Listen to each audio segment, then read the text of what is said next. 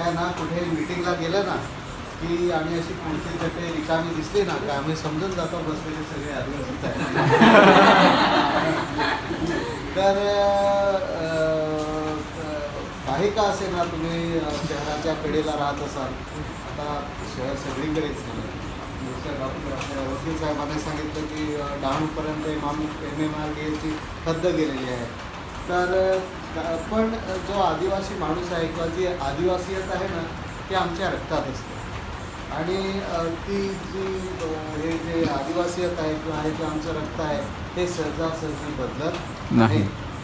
ही एक निसर्गाकडून मिळालेली एक वेगळी देणगी आहे की आम्ही कुठेही असलो कसेही असलो तरी आम्ही जमिनीसाठी, आम्ही निसर्गासाठी, आम्ही संस्कृतीसाठी, आम्ही आमच्या माणसांसाठी लढणं कधीही सोडत नाही. आणि ही एक खूप चांगली गोष्ट आहे जी आपल्याला टिकवली पाहिजे. कीर्तिताईंनी सांगितलं की अजून बऱ्याचशा गोष्टी आहेत ज्या टिकल्या पाहिजे तसं.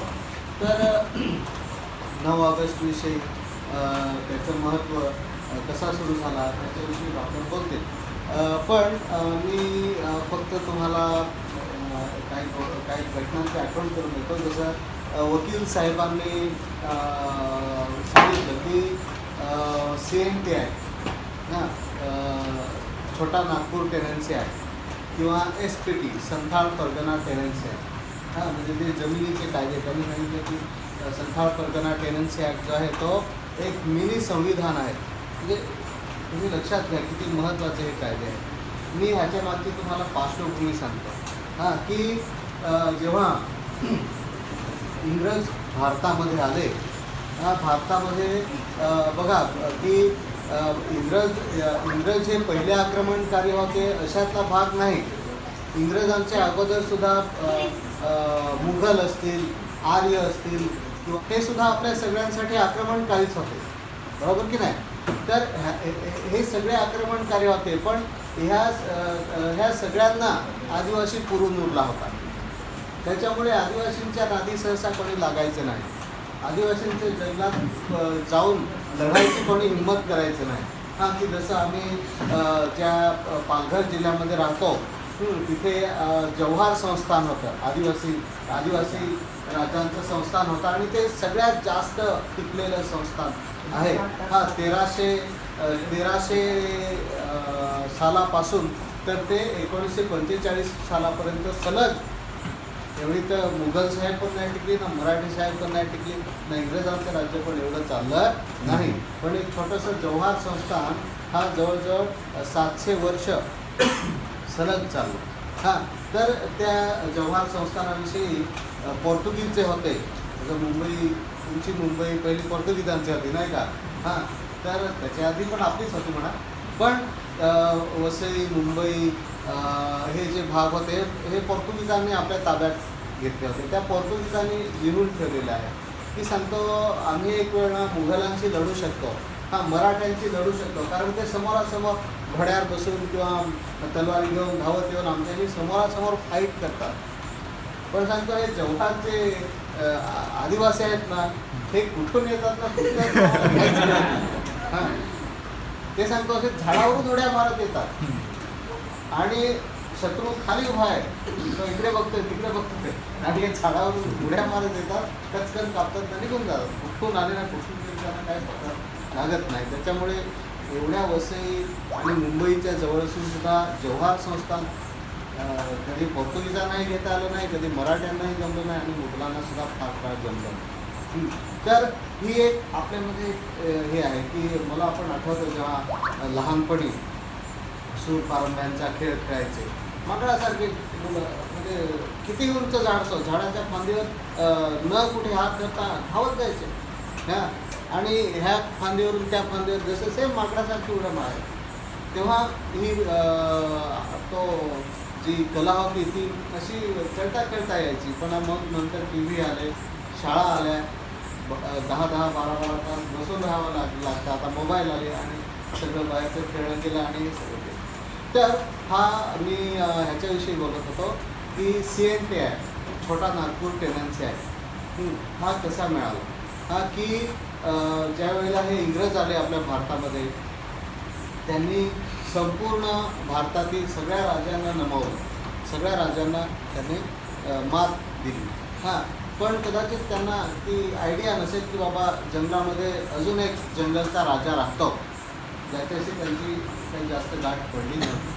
आणि संपूर्ण भारत आपल्या ताब्यात आला आहे हे असं त्यांना वाटतं. आणि त्यांनी काय केलं की आता हे सगळे कमावायला आले होते, जे इंग्रज होते ते सगळे कमाईसाठी आले होते, त्यांना उत्पन्न पाहिजे होतं, ते राहायला आले नव्हते. त्यांना जेवढा पैसा खेचता येईल, जेवढी संपत्ती खेचता येईल तेवढी खेचून तिकडे इंग्लंडच्या राणीकडे जमा करायची होती त्यांच्या देशात. आणि म्हणून त्यांनी काय विचार केला की प्रत्येक गोष्टीवर टॅक्स लावला, बरोबर की नाही, प्रत्येक गोष्टीवर टॅक्स लावला. त्यांनी जमिनीवर पण टॅक्स लावला की आणि नवीन टॅक्सची नवीन पद्धत सुरू केली, जमीनदारी पद्धत.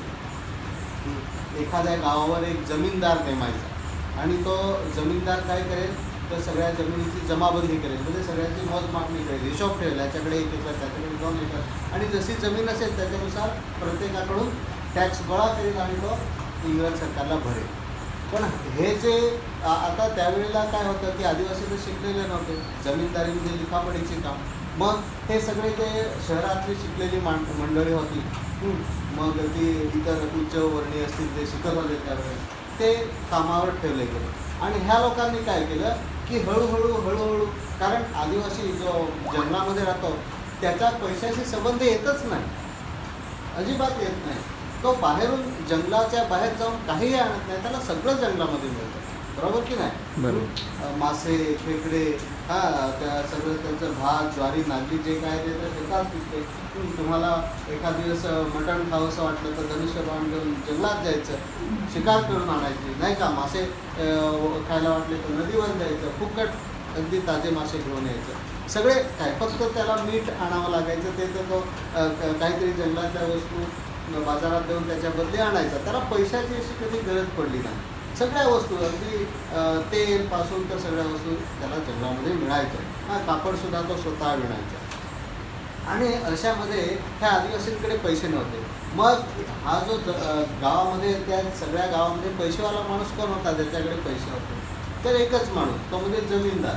कारण तो इंग्रजांकडून रोख पगार घ्यायचा ना. हां, तर हा काय करायचा, लोकांना पैसे वाटायचा. आणि आपल्या लोकांना पैसा कसा वापरायचा, कारण पैसा कशाशी खातात तेच त्याला माहीत नाही.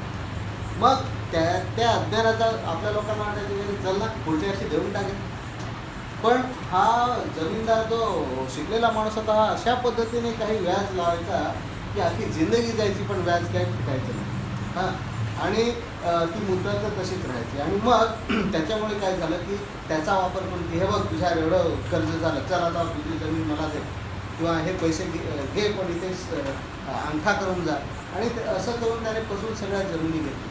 आणि हे जेव्हा आदिवासींच्या लक्षात आलं की अरे हे कसं काय झालं, आणि इंग्रजांचं सैनिक किंवा इंग्रजांचे पोलीस त्या जमीनदाराच्या मदतीला यायचे कोणी काही जास्त. आणि मग आदिवासी एकटी हा झाला की अरे आमच्या सगळ्या जमिनी गेल्या, ज्या जमिनी त्यांच्या हक्काच्या होत्या त्याच जमिनीवर हा आदिवासी माणूस आता नोकर झाला, जमीनदाराचा नोकर झाला. ज्या जमिनीचा मालक होता त्याच जमिनीवर त्याला आता नोकर बनवलं गेलं. आणि त्याच्यानंतर अजून इंग्रजांनी काय केलं की फॉरेस्ट ॲक्ट आणला, जंगलचा कायदा आणला की या भारतातील सगळ्या जी संपत्ती आहे, मग ती जमीन असेल, जंगल असेल, हे सगळं खनिज असेल, हे सगळं इंग्रजांचं आहे.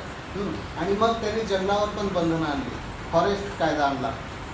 जंगलामध्ये जायला बंदी, कुऱ्हाडण्याला बंदी, कोयती न्यायला बंदी, ढोरं चारायला बंदी. मग आदिवासींची मोठी पंचायत झाली. जमिनी सावकाराकडे, आणि जमिनीमधून काही मिळत नाही कारण सगळी सावकाराकडे जमा करावं लागतं जे काय पिकवते. मग जंगलामधून काहीतरी कंदमुळे हे ते आणून खायचं, तिथेही जाऊ देत नाही कारण ते फॉरेस्टर किंवा वनरक्षक ते इंग्रजांचे पोलीस तिकडे उभे आहेत. आता काय करायचं, त्याच्यातच जंगलही ठेकेदारांना दिली गेली.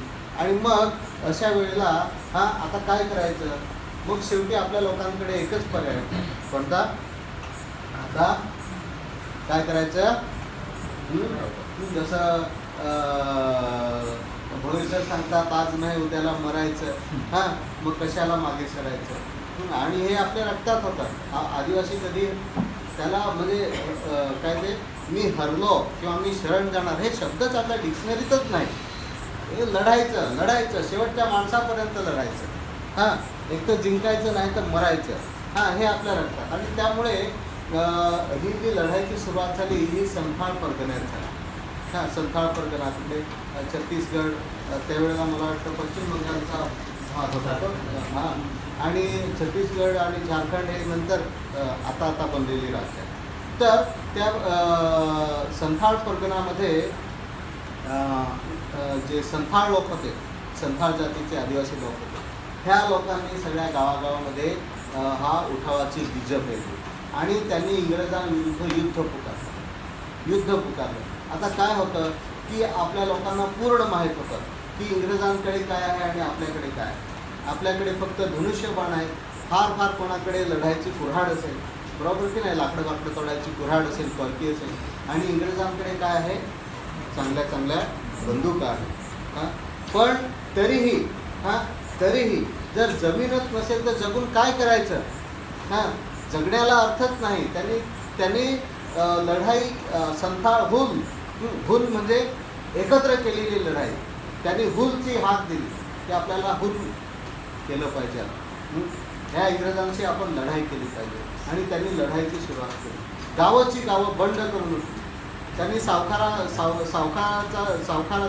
जो काही जुलूम होता, जो जाच होता, तो त्यांनी धुडकावून लावला की आम्ही याच्या पुढे या सावकारांना मानणार नाही, आमच्या जमिनी आम्हाला परत पाहिजेत, आमच्या जंगलचा अधिकार आम्हाला परत पाहिजे. या दोनच मागण्या त्यांच्याकडे होत्या, जमीन आणि जंगल. आणि त्यावेळेला इंग्रजांची लढाईला तोंड फुटलं. इंग्रजांची आमनेसामनेची लढाई सुरू झाली. आपल्या आदिवासींना पूर्ण माहीत होतं की आम्ही ह्याच्यामध्ये नाही जिंकणार आहोत. तरीही गावच्या गावं धनुष्य बाण घेऊन असे निघायचे. आणि त्या योद्ध्यांच्या मागे, संथाळ आदिवासी योद्ध्यांच्या मागे गावातले जे इतर 1-2 मंडळी जी असतील ती ढोल वाजवायची. त्यांची सांकेतिक खूण होती की जोपर्यंत ढोल वाजतो तोपर्यंत लढायचं, ढोल वाजतो तोपर्यंत कोणीही पाठ फिरवायची नाही. आणि समोरून इंग्रजांचं सैन्य होतं, त्या बंदुका घेऊन. आणि हा जो सगळा घटनाक्रम आहे, हा एक इंग्रज अधिकारी, ज्याचं नाव आहे हंटरने आपल्या डायरीमध्ये, कारण त्या आज पण आपण बघितलं तर पोलिसांना त्यांना डेली डायरी मेंटेन करावी लागते की आज काय करत आहे. तर ह्या जो हंटर जो अधिकारी होता तो आपल्या डायरीमध्ये त्याने हे सगळ्या नोंदी करून ठेवल्या की आम्ही संथाळ लोकांशी कसे करतो. जे पुस्तक आहे द ॲन्युअल्स ऑफ रुरल बंगाल, यामध्ये ह्या सगळ्या नोंदी आहेत. आणि त्याच्यामध्ये हा हंटर सांगतो की आम्ही पाहत होतो की उघडे नागडे धनुष्यबाण कुऱ्हाडी कोयत्या घेतलेले आदिवासी आमच्यावर चाल करून यायचे, समोरून असे चाल करून यायचे. आणि ते टप्प्यात आले की आम्हावर बाण सोडायचे, पण ते बाण आमच्यापर्यंत काय पोहोचायचे नाही. आमच्याकडे बंदुका होत्या, त्यांनी आमच्यावर बाण सुरू केले की आम्ही त्यांच्यावर बंदुका ताणायचो, गोळ्यामागून गोळ्या चालवायच्या, फैरी मागून फैरी झाडायच्या. अगदी किड्या मुंग्यांसारखी माणसं आम्ही मारून टाकत होतो. दिवसाला आम्ही कितीतरी आदिवासी मारायचो. आणि ती जी पहिली पलटण यायची आदिवासींची, ती जवळजवळ समाप्त होत आली, सगळे मरून पडले की तो जंगलात वाजणारा ढोल बंद व्हायचा. पण ढोल बंद होईपर्यंत हे आदिवासी मागे फिरायचे, ते निधड्या छातीने पुढे चालत राहायचे. ढोल बंद झाला की ते आदिवासी परत जंगलामध्ये गायब व्हायचे, परत 1 ते 1.5 मैल मागे जायचे आणि पुन्हा ढोलाचा आवाज यायला सुरू व्हायचा. याचा अर्थ पुन्हा आम्ही लढाईला तयार करतो, कारण 1 ते 1.5 किलोमीटरपर्यंत एक दुसरा पाडा बसतो.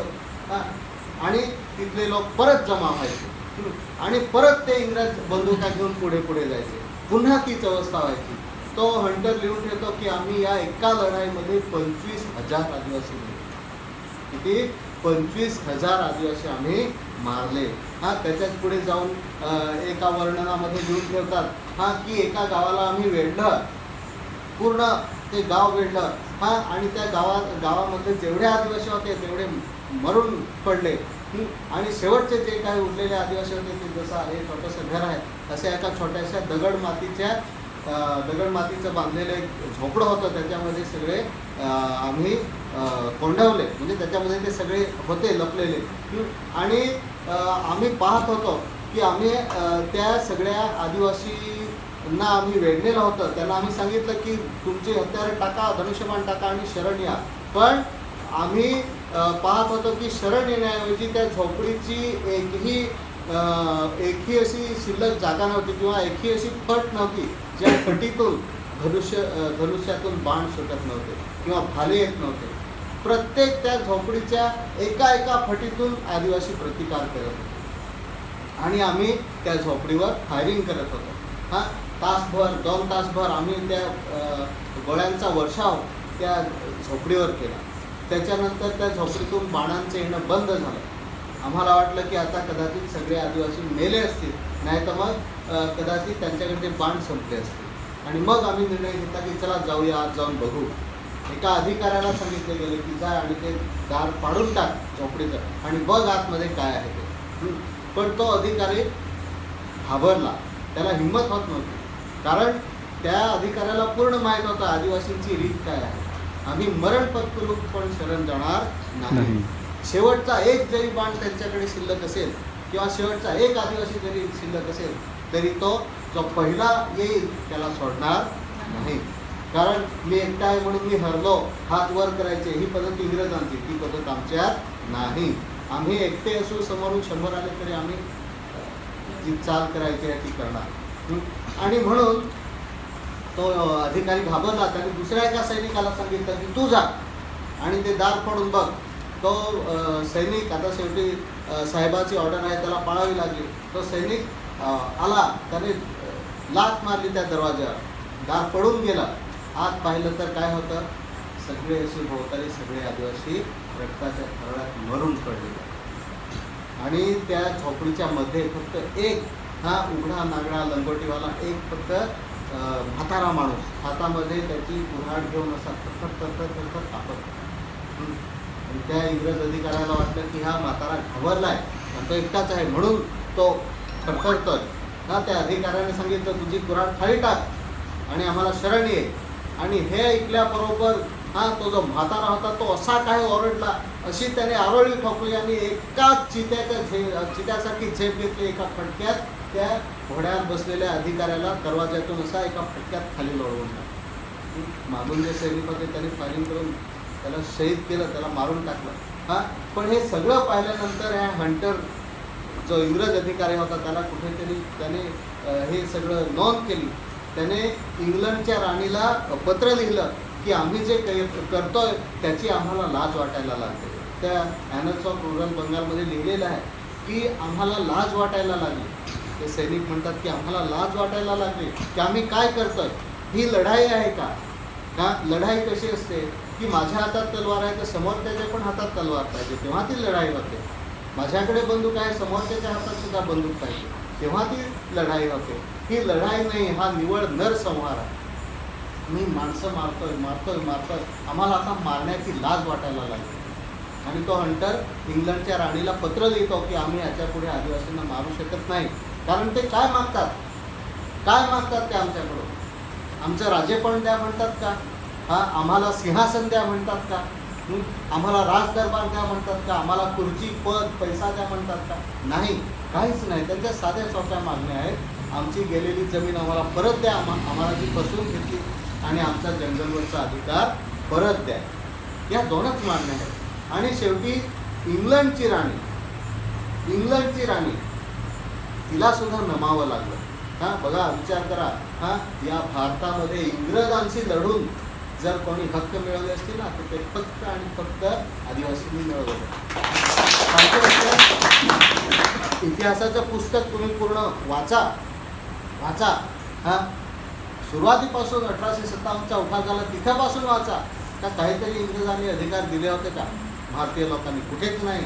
फक्त हे आदिवासींनी मिळवलेले आहे. आणि त्याच्यानंतर आता मी एक दिवस फेसबुकवर एक फोटो पाहिला.